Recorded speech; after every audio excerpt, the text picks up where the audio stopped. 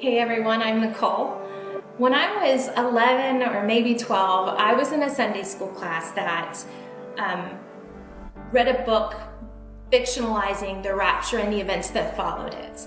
It was kind of similar to the Left Behind series, but it was a lot more horrific and kind of gory and everything.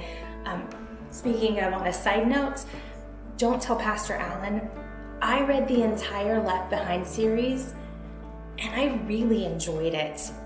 Now, I was working for David Allen Lewis Ministries, who was an eschatology evangelist. He taught and studied about the end times in his day when the last couple books were actually released. So Ramona Lewis, his wife, Dr. Lewis's wife, and I would discuss the characters and their trials over lunch. And then I would get an opportunity to ask questions to Dr. Lewis as far as the biblical comparisons with the book's depictions.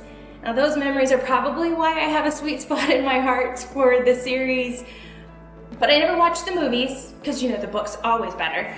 But as far as me enjoying it, can we keep that between us, okay? So the book that we read when I was in Sunday school when I was a kid, it was terrifying.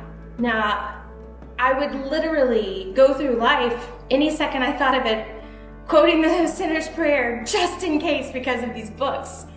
Now, I've matured in my walk with Christ quite a bit since I was 12, but there was a time when reading something like 1 Corinthians 3:12 through 15 would scare me. Let's look at it.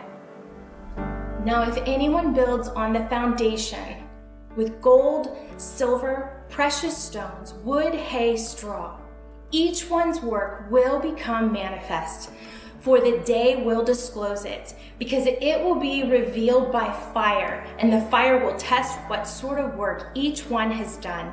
If the work that anyone has built on the foundation survives, he will receive a reward. If anyone's work is burned up, he will suffer loss, though he himself will be saved, but only as through fire.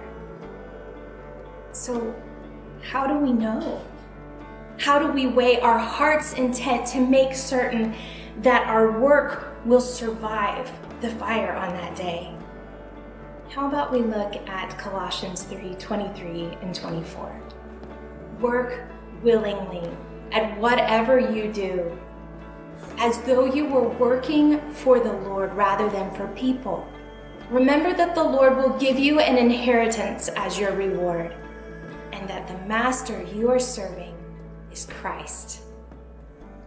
This is why Paul was able to say in 2 Timothy 4:8, and now the prize awaits me, knowing his life was about to end, because he did live his life working for the Lord. So as we go through life and we wonder and we weigh our heart's intents, which way is the scale tipping? Is it tipping towards us? Or is it tipping towards God? Are we hoping someone will recognize what we're doing? Or are we doing something so they will see God's love extended? Thanks for spending these few minutes with me. I hope you have a wonderful week. We'll see you later.